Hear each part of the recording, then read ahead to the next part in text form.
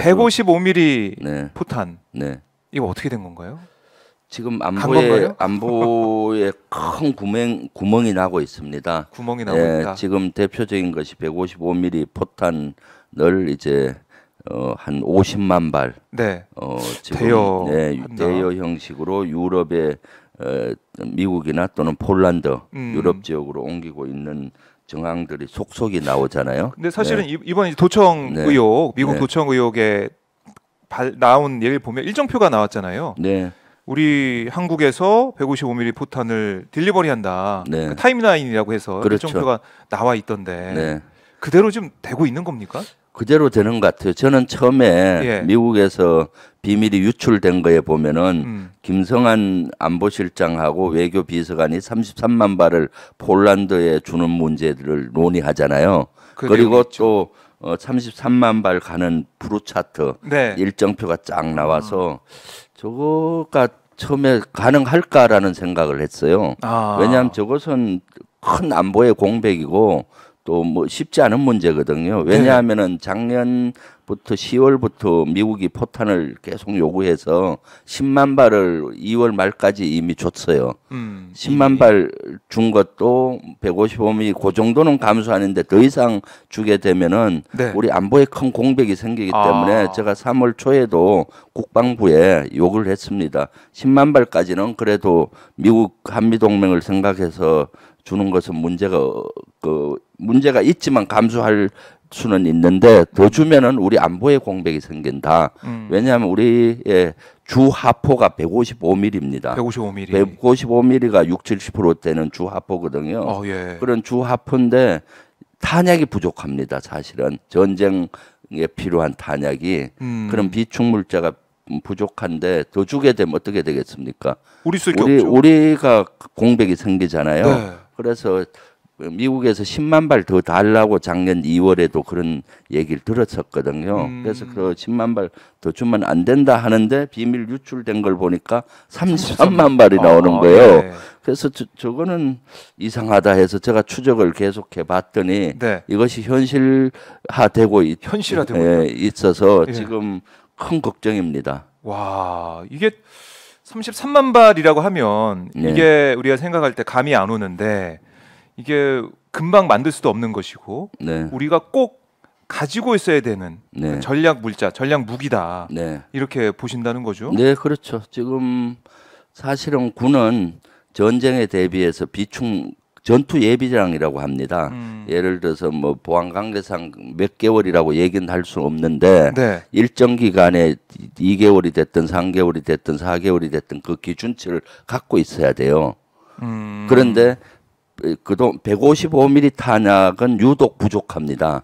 왜 그런가 하면은 105mm도 있고 155mm도 있는데 105mm 탄약은 전시 비축 물자가 충분하고요. 왜냐하면 그동안 우리 주 하포가 105mm였어요. 한 70%가 11km 나가는 105mm였거든요. 근데 10년 전까지는 주 하포가 105mm였고 근데 11km밖에 안 나가니까 주 하포가 될 수가 없잖아요. K9 이런 게 나오면서 40km까지 우리가 155mm는 사거리를 연장할 수 있기 때문에 더 좋은 거 써요. 주 하포를 바꾸었어요. 그래서 105mm 포대를 다 155mm로 교체를 했습니다. 그런데 그렇게 교체를 하게 되면 탄도 그만큼 늘어나야 되잖아요. 그렇죠. 그런데 탄을 그렇게 급속하게 생산할 수가 없습니다. 그러다 보니까 155mm 탄은 부족한 형편이죠. 그래서 제가 군에 있을 때도 늘 그 전쟁 연습을 하게 되면은 불안했던 것이 탄약 부족입니다. 일정한 기간 지나면 탄이 부족하면은 미국으로부터 어떻게 사오느냐, 뭐 미국의 대여를 받느냐, 뭐 이런 것들을 맨날 논의하고 그런 훈련을 했었거든요. 왜냐하면 그렇기 때문에 이 탄약 문제는 우리 주 하포인 155mm 탄을 만약에 50만 발이라 하잖아요. 종합 50만 발 대여한다고 하던데요. 네, 나중에 50만 발인데 그거는 이제 더 지금 정부에서 확인이 안 돼서 정확하진 않지만은 50만 발 정도가 지금 언론에 계속 얘기되고 있는데 만약 그 정도로 실제 유럽이나 폴란드나 미국으로 갔다면은 이것은 큰 안보의 공백이죠. 그러니까 그런 얘기를 하더라고요. 50만 발 요구를 했는데 10만 발은 뭐 이미 확인한 대로 줬고, 그다음에 33만 발 지금 여기 계획표에 나와 있는 33만 발 거기다가 뭐 7만 발은 K9 자주포를 우리가 수출하면서 패키지로 주는 거기에도 들어가 있기 때문에 수 맞춰 보면 50만 발이 맞다 뭐 이런 얘기도 있던데. 그걸 퍼즐을 제가 좀 맞추었거든요. 일부 언론에서 50만 발 대여했다라고 언론에 한번 나왔어요. 맞습니다. 대여 형식이라는 것도 있고 미국에서 유출된 문건에는 33만 발 일정표하고 김성한 그게 나왔잖아요. 근데 느닷없이 왜 33만 발일까? 30만 발이면 30만 발, 40만 발이면 40만 발 이렇게 통상주잖아요. 맞아요. 그래서 발. 제가 쭉 언론가 또 여러 가지를 보니까 또 풍산 같은 데서는 그 계약을 풍산이 탄두를 만드는 회사인데 하나 에어로페이스에 40만 발 정도 2년 동안 계약을 한 겁니다. 납품 계약을. 그 계약서는 지금도 인터넷 들어가면 볼 수가 있어요. 공실했으니까. 그 언론에서 그것이 나와서 저도 확인한 건데 해보니까 거기에 1,647억 원이 그 계약돼 있는데 탄두 한 발당 40만 원 따지면은 한 40만 발 돼요. 그러니까 거기서 또 40만 거기 하나 에어로스페이스는 K9을 폴란드에 수출한 회사입니다. 그러니까 수출하니까 탄약도 거기에서 종합해서 수출하려고 하겠죠. K9에 155mm 있으니까. 그래서 거기선 또 40만 발이라고 하고 여기선 3만 발이라고 하고 도대체 뭐가 맞는지 모르는 겁니다. 언론에서는 조각조각만 계속 얘기하는 겁니다. 어떤 언론은 50만 발 대여했다. 어떤 언론은 뭐 미국 유출 문서가 33만 발이다.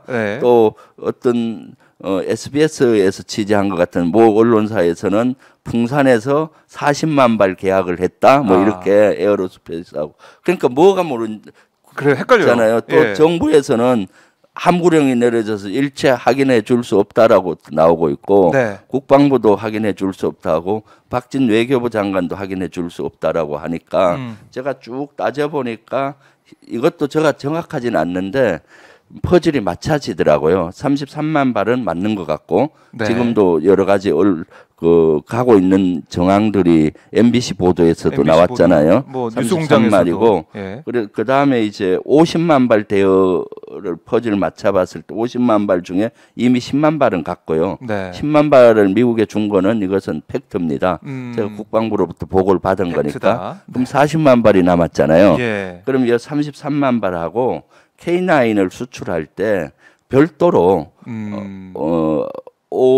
5만 발 플러스 마이너스 알파라고 했거든요. 그럼 그때 7만 발 정도 계약하지 않았나 생각이 드네요. 그러면 그 7만 발과 33만 발 하면 40만 발이지 않습니까? 어쨌거나 종합했을 때 현재는 50만 발 아니면 60만 발이 되는 거죠. 이미 10만 발 미국에 준 거를 포함하면 50만 발이고 포함 안 하고 별도로 한다 그러면은 60만 발이 되고요, 통합. 그렇기 때문에 이것은 어떤 것이 맞는지는 모르지만은 엄청난 안보의 공백이 일어나고 있다는 거죠. 안보의 공백이다. 또 어떤 언론에서는 폴란드로 가고 줄 것이다라고 했는데 사실 MBC에서도 그렇고 뉴스공장에서도 취재한 바에 의하면은 이미 세계 탄약창에서 트럭 한 20대에서 27대 가까이가 한 2주 가까이 컨테이너를 진해항으로 수송을 했다. 그리고 진해항에 가니까 며칠 전에 갖다 놓았던 것들이 다 없어졌다. 이런 거죠. 그런 것들이 실려갔다는 거죠. 그것은 이제 실려갔다는 거고. 그래서 요 일정표에 나왔던 거 있지 않습니까? 비밀 유출됐던 일정표가 거의 맞는 것 같아요. 거기서는 일정표가 아주 자세히 나왔는데 72일 동안 33만 발을 보내는 계획이거든요. 일부는 항공으로 일부는 배를 이용해서 보내는 계획인데 그것이 거의 사실로 돼 가고 있는 것 같아요. 그래서 이러한 문제가 MBC 어지하고 뉴스공장에서 보도되니까 국방부의 대변인이 여기에 대해서 그동안은 일체 언급을 하지 않다가 좀 뭐 이거를 인정하는 투가 나와요. 한미는 우크라이나 이런 지원을 위해서 협의해 왔다. 그리고 대비 태세에는 문제가 없다. 그동안은 비전투 물자만 지원했어요. 전투복이라든가 방탄복이라든가 전투 식량. 그런데 포탄을 줬기 때문에 전투 태세는 이상 없다 이렇게 얘기하는 거 아니에요. 사실상 네. 인정을 한 그리고 셈이다. 그동안은 네. 늘 했을 때 비전투 물자에 대해서만 논의해 왔다 했는데 네. 비전투 물자를 딱 빼고 한미 간에는 우크라이나 지원을 위해서 그 논의해 왔다라고 네. 포괄적으로 얘기하는 것도 인정을 한 걸로 보이고 그다음 대비 태세는 이상이 없다. 비전투 물자하고는 대비 태세는 큰 함수 관계가 없는데 전투 물자하고는 대문 직결되잖아요. 그러니까 그렇죠. 전투 준비 태세에는 문제가 없다라고 이런 식으로 얘기를 한 걸로 봐서는 이러한 것을 간접적으로 인정한 꼴로 보여지는 것이죠. 네. 좀 뉘앙스가 답변이 달라졌기 때문에 네. 그걸 추측할 수가 있다 이런 말씀이시고. 근데 이게 155mm 포탄이 그렇게 중요한가요? 네. 지금 상황에서? 중요하죠. 왜냐하면은 네. 지금 우크라이나 전쟁을 보면은 지리한 소모전으로 이어지고 있어요. 그 소모전 중에서도 주로 포격전, 하력전으로 합니다. 기동전이라고 해서 보병과 보병끼리 막 공격 앞으로 하고 방어하는 이런 공격보다는 주로 미사일 공격, 포탄 공격이 주종을 이루고 있고 포격전을 하다 보니까 포탄이 많이 필요하잖아요. 그런데 그 포격전을 함에 있어서도 그 나라의 주포가 155mm입니다. 거기서도 예, 우크라이나 전쟁 초기에는 155mm가 많지가 않았어요. 네. 그런데 이제 나토에서 이제 가지고 있던 것들을 폴란드라든가 지원하고. 뭐 여러 나라가 지원하는데 네. 155mm 유럽에서 만든 것이 프랑스제도 있고 독일제도 있고 스웨덴제도 있어요. 이런 것들이 다 들어간 걸로 알고 있어요. 그러다 네. 보니까 포탄이 많이 필요한 거죠. 아하. 작년까지 미국의 발표에 의하면은 평균 하루에 한 3,000발 쐈다고 해요. 1년치를 다 봤을 때 3,000에서 한 5,000발 가까이 쐈는데 하루에? 예, 하루에 그건 적은 겁니다. 사실 적은 거고 예. 그렇게 해서 100만 발을 줬는데 미국이 네. 그게 이제 고갈이 된 거죠 거의 다. 그래서 그 비밀 유출 문서 미국에서 유출됐던 문서에도 이런 현황이 나와요. 네. 다음 달 정도 되면은 탄약이 고갈된다. 그러니까 급하게 필요할 거 아닙니까? 미국이 가지고 있던 아마 비축물도 거의 다 줬을 겁니다. 미국도. 그러니까 이제 급하게 필요하니까 한국에 SOS를 한 거겠죠. 네. 작년까지만 해도 10만 발 요구를 했었고 추가 네. 10만 발 정도 요구했었는데 갑자기 50만 발로 이렇게 늘어난 것은 거기에 탄약이 아주 절실한 거죠. 거기에 또 폴란드 총리가 그것이 맞다고 증언하는 내용이 나오잖아요. 네. 지금 우크라이나에는 탄약이 필요한데 한국이 갖고 있는 재고량을 써야 된다. 한국은 많이 갖고 있으니까. 네. 그리고 또 자기들이 받는 것도 자기들이 받은 탄약도 한국의 동의 없이는 우크라이나에 줄 수가 없다. 아마 그건 걸었을 겁니다. 우크라이나에 주지 말라고. 우크라이나에 줄 땐 동의를 받으라고. 네. 그래서 조 바이든 미국 대통령이 역할을 해야 된다. 내가 한국하고 얘기를 해보니까 포탄하고 무기에 대한 얘기를 해보니까 대한민국 정부는 중국하고 러시아를 눈치를 보더라. 의식해서 우크라이나에 우리 탄약이 들어가는 거에 대해서는 동의를 하도록 이런 옵션을 걸은 것 같다. 그러니까 미국이 역할을 해서 대한민국에게 중국과 러시아로부터 안전을 보장을 시키고 포탄을 쓸 수 있게 이렇게 해달라라고 그 폴란드 총리가 한 거거든요. 그러니까 미국에서 유출된 비밀, 그 다음에 폴란드 총리의 증언, 네. 그 다음 한국 여러 언론에서 취재한 내용, 이런 것들을 다 조합하게 되면은 50만 대여설이 거의 사실로 돼가고 있죠. 자, 그렇게 되면 처음에 언급하신 대로 우리의 안보 공백이 우려된다는 것이고, 네. 또 폴란드 총리도 언급했듯이 또 러시아의 푸틴 대통령이 작년에 언급했던 것처럼 네. 우리가 만약에 무기를 우크라이나에 주게 되면 물론 지금은 주지 않는다는 게 우리 정책이에요. 정책이 변해서 바뀌어서 준다. 이건 또 다른 큰 우려를 낳을 수밖에 없지 않습니까? 그렇죠. 이미 유럽에 우리 탄약이 들어갔지 않습니까? 네. 그것은 누가 봐도 우회 지원이라고 봐야 되겠죠. 우크라이나에 대한 우회 지원. 그 미국과 폴란드 갖고 있는 탄약을 지원하고 그들의 비축 물자를 우리가 채워 넣는 거잖아요. 네. 그럼 그것이 일단 우회 지원이고, 두 번째 우려는 그것도 폴란드나 미국이 지원한 우크라이나 탄약이 곧 또 고갈될 거 아닙니까? 그렇죠. 그럼 비축물이 없으니까 어떻게 해야겠습니까? 우리 한국 걸 갖고 간 비축물을 지원할 수밖에 없는 입장이 되는 거죠. 네. 그렇게 되기 때문에 이것은 여러 가지 문제가 있는 겁니다. 사실은. 일단 우리 안보 공백이 생기는 거고, 네. 현재 당장 생겼고, 그다음 두 번째는 우리가 지원한 탄약이 우크라이나로 들어가는 순간에 러시아와는 적대 관계가 돼 버리죠. 네. 러시아가 우리와 적대국이 돼 버리게 되면은 네. 상당히 안보에도 위협이 되고, 지금 러시아에 우리 160개 기업들이 들어가 있잖아요. LG전다라든가 삼성이라든가 여러 현대자동차도 들어가 있고요. 네. 그럼 160개 기업이 당장 어려움을 겪게 되는 거고, 또 우크라이나 전쟁이 끝났을 때 어떻게 되겠습니까? 러시아와 적대국이 되어서 좋을 게 없잖아요. 그래서 그렇죠. 안보에 큰 그 위험에 빠뜨릴 수가 있고, 네. 경제적으로도 위험에 빠뜨릴 수 있는 이런 것이죠. 그래서 이것은 국민께 알려야 되는데 지금 비밀리에 하고 있지 않습니까? 이런 것들을 비밀리에 하려고 했는데 네. 이번에 기밀 문서가 그렇죠. 공개가 되면서 네. 도청 의혹까지 함께해가지고 큰 논란이 되고 있는 상황이에요. 아마 미국에서 기밀 문서가 이것이 공개가 안 됐으면은 우리가 모를 뻔했죠. 그렇죠. 네. 알 수 없는 상황이었을 텐데 네. 공개가 됐고, 그러면 이걸 우리가 이제 정책적으로 풀어줄 가능성 이것도 있습니까? 어떻습니까? 그래서 저는 국방위 요구를 했는데 네. 지금 안보 공백이 50만 발이나 60만 발 정도 공백이 생긴다면은 네. 대체제가 있어야 되잖아요.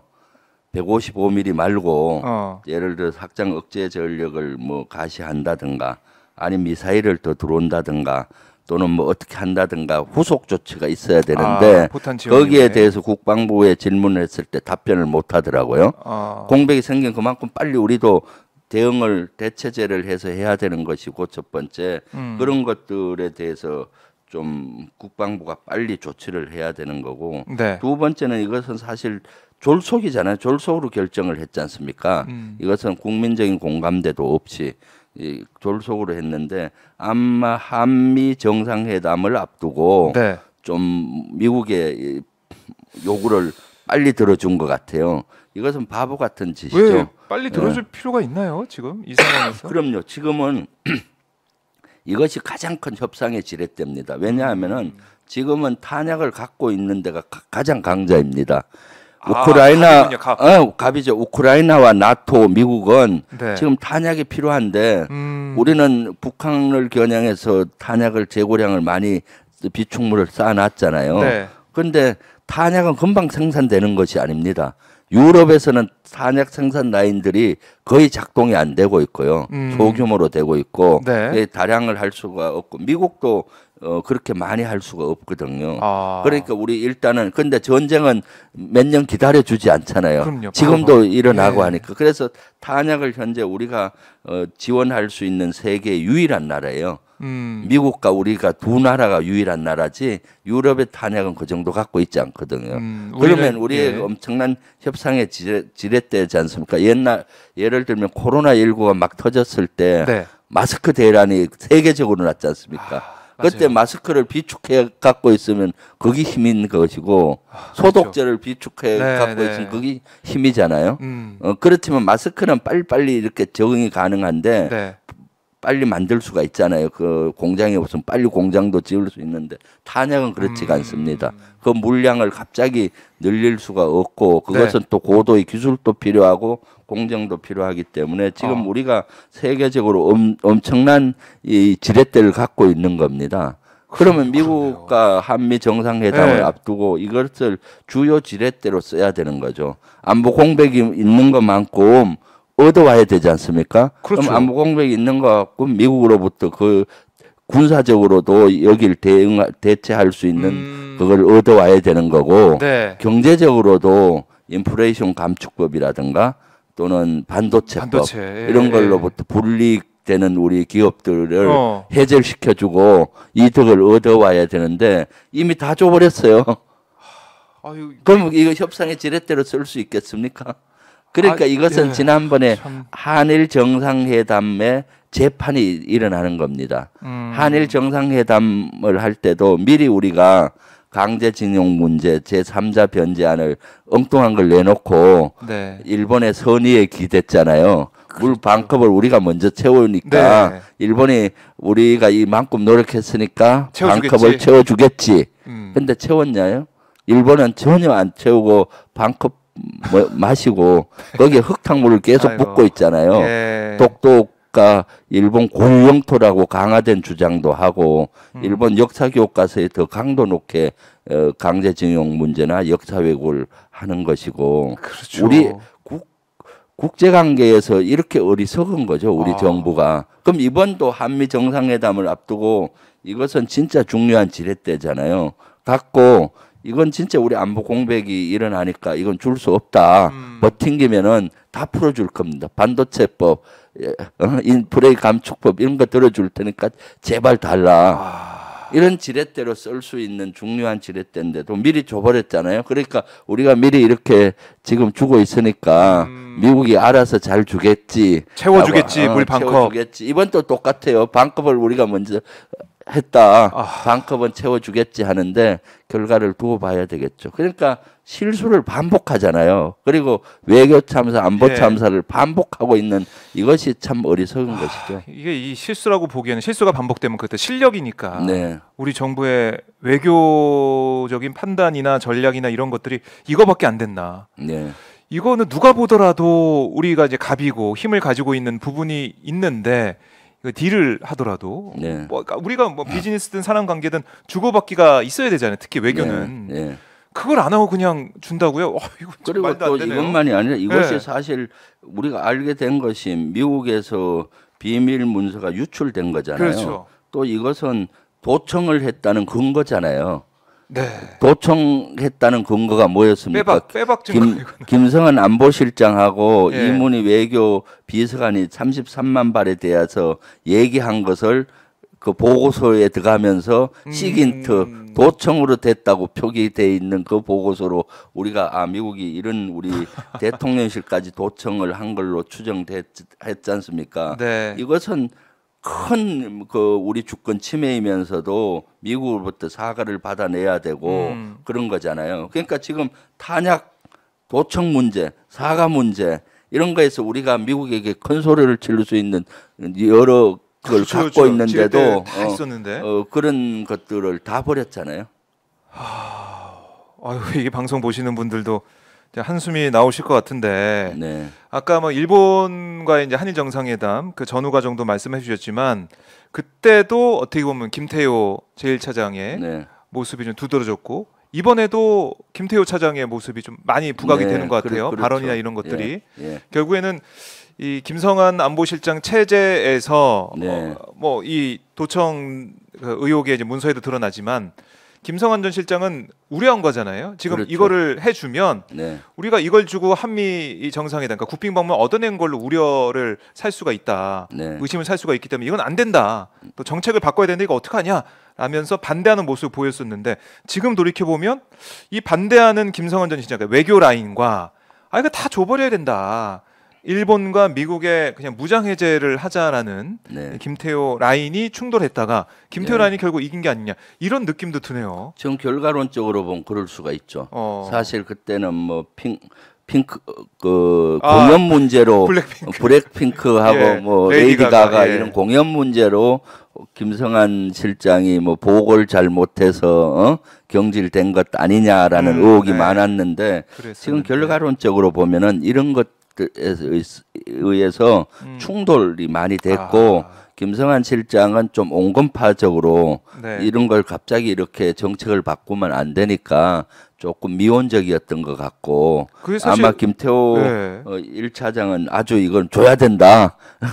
먼저 우리가 물을 채워야 된다. 이렇게 했을 가능성이 있는 거죠. 그런 충돌이 되니까 경질됐지 않나 하는 생각도 지금 결과론적으로 보면 생겼죠. 이런 큰 문제가 생겼을 때 사실은 경질 사유가 되잖아요. 서로 의견 충돌이 되면 합동 공연을 보고를 뭐 좀 늦게 했다. 그거 갖고는 경질 사유가 되긴 어렵지 않습니까? 네. 그래서 이런 거에서 사사건건 충돌이 되지 않았나 싶어요. 한일 정상회담에서 이슈에 또 충돌이 됐을 거고 네. 지금 한미 정상회담을 앞두고 이런 포탄 대여 문제도 충돌이 됐을 것이고 그런 가능성이 많은 것이죠. 그래요. 그래서 지금 김태호 차장에 대한 지적 비판이 나오고 있는 상황인데 이번에 김 차장이 또 주목을 받은 게 언급했던 것처럼 네. 미국에 이제 갈 때 미국 도청 의혹에 네. 대해서 국방장관들이 통화했더니 상당수 위조라고 하더라 네. 하면서 비행기 타고 갔어요. 가서 내려서는 뭐 아기 얘기를 하면서 선의 네. 아기 뭐 그 그렇죠. 논란까지 불러왔고 네. 근데 또 다시 돌아와서는 미국에서 뭐 계속 유감 표명하고 막 그렇게 하더라 하면서 네. 그래서 이제 약간 입장이 바뀌는 듯한 느낌도 들긴 했는데 도청 이 의혹에 대해서 우리의 대응 결국에는 네. 실패하고 국민들 자존심을 다 꺾어놓은 거 아니겠습니까? 그럼요. 도청은 이미 정황이 증거가 차고 넘쳤잖아요. 네. 그런 보고서에도 나왔고 그건 대문 확인이 했을 겁니다. 김성환하고 이문희한테 전화하면 금방 알 거 아닙니까? 그런 대화를 했는지. 그렇죠. 그럼 아마 도청에 대해서는 금방 확인이 됐을 거고 그럼에도 불구하고 이것이 위조다.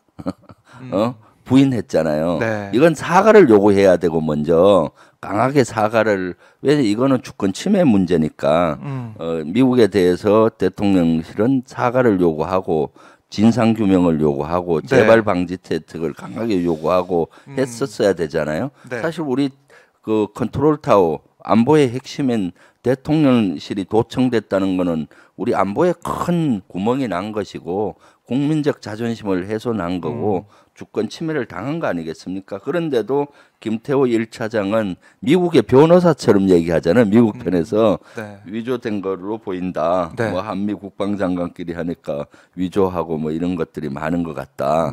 그래서 위조됐기 때문에 미국에 뭐 사과 요구고 언급할 필요도 없다는 식으로 얘기했잖아요. 갈 때는. 네. 근데 미국 가니까 뭐 유감 표명하더라 만날 때마다. 그때 뭐 사실은 이제 네.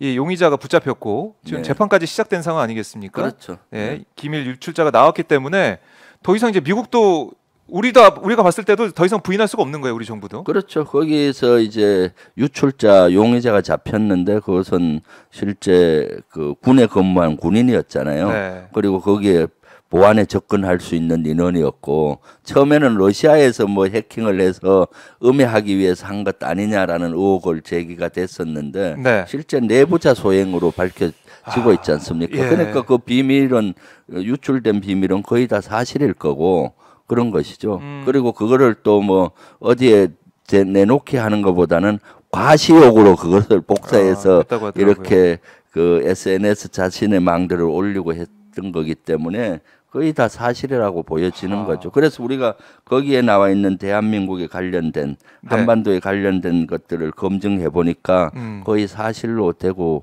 있는데도 불구하고 그렇죠. 이거 말고도 사실은 북한의 핵 미사일에 관련된 것도 있더라고요. 방송에 보니까 예. 미사일 ICBM 이런 것들 사격을 했는데 네. 수준이 얼마냐 했을 때 아직은 완성이 좀 부족하다 이거였거든요. 네. 제가 국방에서 국방부 차관한테 질문했을 때 아직 좀 부족하다. 그 내용도 비슷하게 보고서에 들어가 있더라고요. 미국이 판단했을 때 아직은 그러니까 그런 건 팩트거든요. 사실은 그런 것들이 그러니까 유출된 문서가 거의 다 사실인데도 불구하고 대통령실은 그런 원인 조사도 해보지 않은 상태에서 특히 김태호 1차장은 허위다. 네. 사과할 그 문제 제기할 필요도 없다는 식으로 해서 했던 것이죠. 그래서 우리 당에서도 월요일 날인가요? 이제 김태호 차장 해임을 해야 된다 해서 국방위, 외통위, 정보위, 네. 운영위가 대통령실 앞에 가서 그런 요구서, 경질 해임 요구서를 발표하고 제출까지 했었죠.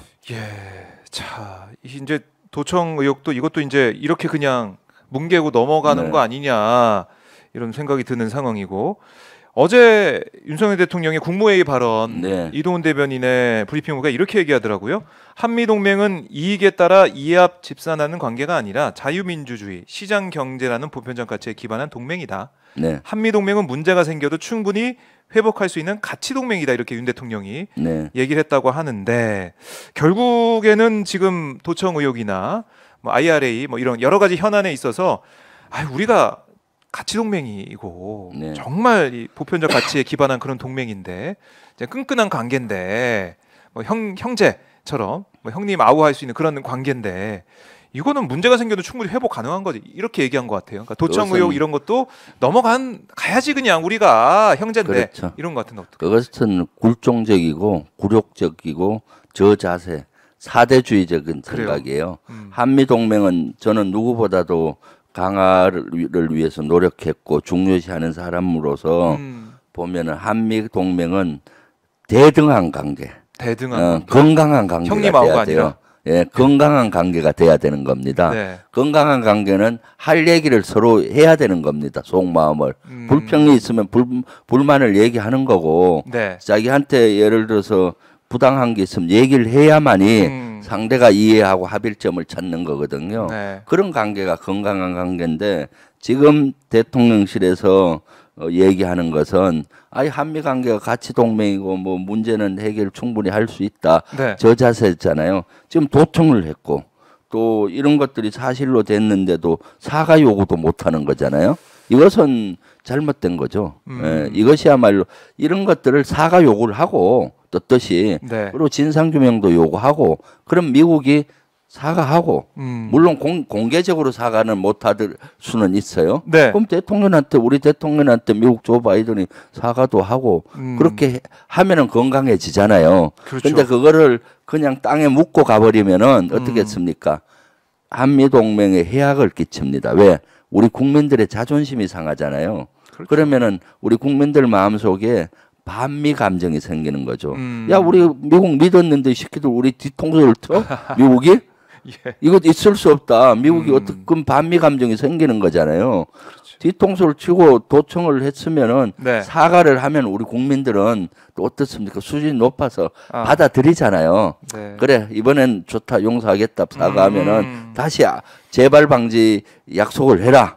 그럼 대책을 하고 해야 건강한 관계가 되고, 그럼 또 한미 관계가 굳어지고 좋아지는 관계로 가는데, 지금처럼 그런 것도 요구 못하면은 이런 것들이 반미 감정을 우리 국민들께 유발하고, 또 미국 입장에서 보면은 어떻게 했어요? 우리 대한민국은 호구로 보일 거 아니에요. 저 대한민국은 우리가 이런 거 해도 사과 요구도 안 하고 아무 얘기 없고 탄 내놓으라 해서 그냥 내놓고 그럼 계속 이제 요구만 하는 겁니다. 근데 이런 것들을 정당한 주장을 하게 되면은 앞으로 점점 대한민국의 문제는 신중해지고 또 조심하면서 한국의 의견을 듣겠죠. 저는 사실은 한미연합사 부사령관 할 때나 한미 외교 업무를 많이 군사 외교를 했어요. 군에 있을 때. 그럴 때 정당한 거 이런 것들은 요구를 하면은 오히려 미국 사람들이 좋아해요. 처음에는 약간 불쾌할 수 있는데 충분히 이해를 시키면은 오히려 고마워요. 내가 그런 걸 몰랐다. 그래서 위에 워싱턴에 보고하고 그런 걸 반영시키겠다. 해서 이렇게 건강하게 되는 거죠. 근데 계속 참고 있잖아요. 참고 있으면 안 돼요. 저는 사실 한미연합사 부사령관 당시 연합사령관 브룩스 사령관하고 형제처럼 가장 친하게 지낸 사람 중에 한 사람이에요. 역대 부사령관 중에 보면은 그래서 진짜로 친하게 지냈는데 그 친한 원리가 할 얘기를 했기 때문이에요. 예를 들어서 미국이 주장하는 거 있으면 야 이거 안 된다. 우리 국민 60% 이상은 이걸 이렇기 때문에 너들 이건 안 된다. 그렇기 때문에 이건 너들 받아들여야 된다. 이걸 이해시켜라. 예를 들어서 그때 예를 들면은 트럼프 대통령이 그때 당선이 되고 나서 당선되기 전부터 주장했던 것이 안보 무임승차론이었어요. 한국은 우리가 무임승차했다. 미국이 다 그 돈을 댔는데 그 한국은 안보 무임승차를 하고 있다. 그래서 그 방위비라든가 우리 그 이런 걸 많이 내고 해야 된다. 안 하면 우리 철수할 수도 있다는 식으로 뉘앙스를 얘기했어요. 맞아요. 그래서 내 브룩스 사령관한테도 그것은 잘못된 주장이다. 왜 안보 무임 성차냐? 우리가 그동안 미국의 무기를 얼마나 사줬고 SML 방위비 분담금 갖고 보면 안 된다. 그렇죠. 캠프 험프리 그 기지를 11조 들었어요. 그 중에 10조를 우리가 낸 거 아니냐. 그래서 그런 걸 설득을 시켰더니 브룩스 연합사령관도 아 맞다. 그럼 이번에 트럼프 대통령 왔을 때 그걸 둘이 같이 설득을 시키자라고 얘기를 해서 예. 그러면 트럼프 대통령이 제일 먼저 오는 지점이 중요하잖아요. 맞아요. 통상 서울로 와서 어떻게 하는 판문점 먼저 가요. 판문점 먼저 가면 어떻게 되겠습니까? 북한에 대한 강한 메시지도 낼 뿐만 아니라 그거 봐라. 우리가 북한에 저런 걸 지켰으니까 한국이 무임승차하는 거 아니냐 그렇잖아요. 그럴 수 있죠. 그래서 저가 제의했죠. 네. 평택으로 가자. 평택을 먼저 내려서 거기서 보고받자. 연합사가 그땐 서울에 있을 때요. 네. 통상 연합사로 오는데 우리가 가서 평택으로 가자 해서 평택에서 먼저 맞이해서 한반도 정세를 보고하면서 네. 한국이 그동안 무기 수출 수입을 미국으로부터 이렇게 많이 했고 평택 기지 이 좋은 기지를 우리가 90%를 우리가 냈고 그러니까 우리 미국이 2만 5천 명밖에 안 된다. 한국의 주력인 20분의 1밖에 안 된다.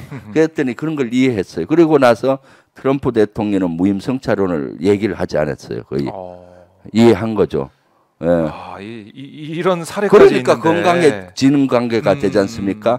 할 얘기를 못 하고 그래 뭐 계속 이렇게 하게 되면은 건강 관계가 되지 않는 거죠. 그렇죠. 그러니까 국가 간에도 마찬가지지만 민심, 국민 여론도 나빠지고 그래서 비판할 수밖에 없는데 그러니까 이번 도청 의혹 이 문제에 있어서도 국민 여론을 보면 어떻게 이럴 수가 있냐 이런 여론이 강하잖아요.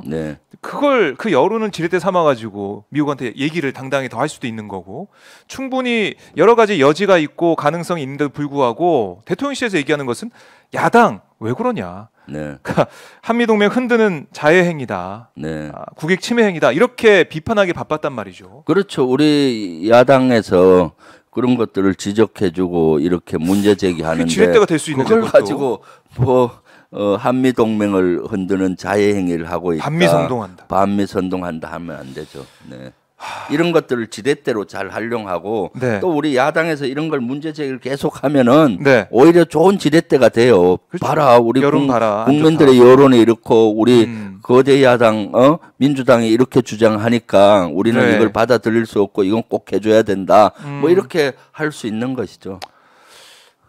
이건 다 저희 시청자분들도 다 쓰면 좋겠다는 그런 전략으로 알고 계실 텐데 대통령실에서는 계속해서 무슨 다른 얘기만 하면 비판을 하면은 반미며 뭐 이 선동 세력이며 뭐 정치적으로 얘기하고 있다. 친북이니 뭐 그래요. 그런 얘기를 하고 있어서 안타깝고요.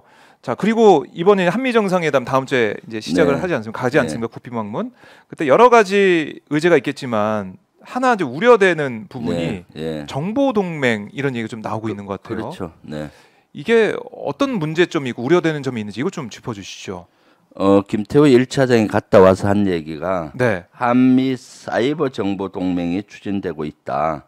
여기에도 일본도 포함될 가능성이 크다라고 얘기를 했습니다. 이렇게 된다. 그러니까 지금 정보 동맹이 아주 강화된 것이 파이브 아이스인데 거기에 버금가는 한미 사이버 정보 동맹을 하겠다라는 건데 그런데 여기서는 한미 간에 하는 거는 저는 문제가 없다고 봐요. 그런데 일본도 포함될 가능성이 크다라는 것은 큰 문제죠. 왜 문제가 됩니까? 어떤 우려가 일본하고 이렇게 강화된 정보 공유를 계속 지금 정도 지소미아 정도는 관계 없는데 사이버 동맹이지 않습니까? 동맹이면 거의 다 주고받는 관계거든요. 그렇게 되면 일본과 동맹을 할 수 있는 관계가 아니잖아요. 실제 일본은 독도 영유권을 야육을 갖고 영토 분쟁이 있는데 그래서 일본하고는 적절점을 유지해야 되는데 일본도 포함될 가능성이 크다라고 얘기한 것은 큰 문제인 것 같고 자꾸 이제 스며드는 거죠. 말려 들어가는 거죠. 미국이 한미를 강조하니까 이것은 미래 위협으로 다가올 수 있는 겁니다. 한미 간에는 뭐 이런 것들은 저는 문제가 없다고 봐요. 그렇지만은 이번에 김태호 갔다 와서 이런 얘기한 거는 큰 문제예요. 이것은 한미 한미 정상회담의 의제인 것 같고 한미 정상회담 이후에 공동성명에나 나올 법한 얘기를 지가 먼저 얘기를 막 하잖아요. 막 아는 척하고 네, 다시 네. 하는 형태로 이것은 하는 것은 1차장 그 참모로서 할 건 아니죠. 그러니까 김태호 1차장은 이런 것들이 습관이 돼 있는 것 같아요. 미리 그것까지. 막 이렇게 가장돼서 얘기하는 것. 네. 예전에 윤 대통령께서 그 어딥니까? 유엔 총회 갔을 때 네. 그때 9월 15일 정도로 기억이 되는데 작년에 김태호 1차장이 브리핑을 하면서 미국 뉴욕에 갔을 때 한일 정상회담은 합의가 됐다. 그리고 형식과 내용은 이제 일정은 협의 중이 됐는데 네. 미리 얘기하니까 일본이 어떻게 됐습니까? 막 반발했잖아요. 맞아요. 우리는 한일 정상회담 아직 계획이 없다. 네. 그리고 결국은 뭐 굴욕적으로 우리가 찾아가서 하고 우리는 회담이라고 하고 일본에서는 간담회라고 하고 이렇게 미리 이렇게 막 설레발이 치면서 이렇게 얘기하는 것은 맞지 않는데 네. 갔다 와서 마치 큰 자랑을 하듯이 아하. 이렇게 얘기한 것은 안 맞고 이것은 또 우리가 이번에 문제된 도청 문제 네. 를 덮기 위한 이런 방안이 아니냐 이런 도청 문제가 생겼는데도 불구하고 우리는 좀 한미 사이버 정보 동맹을 맺어서 네. 전화 위복의 기회로 삼고 더 한미 동맹이 강화됐다 이런 식으로 선전하는 이런 식으로 설명하기 위한 해서 미리 이렇게 얘기한 걸로 보이는데 네. 그런 것들은 사실은 적절하지가 않는 것이죠. 부적절한 모습을 보였다는 것이고, 자, 그러니까 지금 보면 한미 정상회담 전에 어떤 내용으로 어떤 결과 나올지 미리 다 예측할 수 있는 그런 상황이 전개가 되고 있어요. 네, 예. 도청에 대해서는 얘기 못할 것이고 또 네. IRA나 반도체법도 우리 기업에 도움이 되는 정말 큰 성과가 나오기 좀 어려워 보이는 것이고 그렇죠. 그나마 대통령실에서 얘기할 성과가 김태호 차장이 얘기했듯이 한미일 이 정보 관련해서 네. 더 굳건한 그런 안보를 할 거다. 뭐 북한에 공동 대응 할 거다. 이 정도만 성과가 나오지 않을까 싶은데 네. 어떻게 좀 예상하십니까? 저는 이번에 가서 한미 정상회담에 가서 꼭 세 가지는 해야 된다고 세 가지. 봐요. 네. 첫 번째 우크라이나에 대해서 뭐 탄약이 우크라이나에선 지원해서는 안 된다. 지금 다시 한번 확인해야 폴란드가 되든 미국이 되든 가고 있잖아요. 네. 유럽 쪽으로 그 탄약이 우크라이나 전쟁터엔 가서는 안 된다. 이런 걸 천명을 해야 되고 약속을 다시 재차해야 되는 것이고 네. 그것이 우크라이나 전쟁으로 가게 되면 러시아와 적대국이 되니까요. 두 번째는 도청 문제에 대한 사과를 받아내야 됩니다. 도청에 대한 사과. 세 번째는 우리의 가장 경제 문제의 아킬레스건으로 지금 미국이 공격해 오고 있는 것이 네. 반도체법, 그다음에 인플레이 감축법 이런 것들에 대해서 불이익 받는 우리 기업들의 불이익을 해소해 줘야 되는 겁니다. 그래서 그런 경제적인 면을 얻어와야 되겠죠. 네. 네. 세 가지 딱 정리해 주셨는데 몇 가지나 얻어서 올까요? 글쎄요. 궁금합니다. 네, 그러니까요. 이 세 개는 꼭 오마이 TV 이걸 네. 꼭 그 대통령실이 좀 들었으면 좋겠어요. 그래서 사실 저는 어저께 국민의힘에게 국방위를 열자고 제의했습니다. 네. 검토하겠다고 했는데 좀 부정적으로 나오는 것 같은데 이걸 그래요? 열어서 탄약 문제라든가 지금 이런 문제도 짚고 넘어가려고 지금 열자고 했는데 그 국민의힘에서는 한미 정상회담 이후에 하는 것이 안 맞느냐는 투로 나와요. 사실 이런 거를 한미 정상회담 전에 얘기해서 그렇죠. 여야의 의견을 이렇게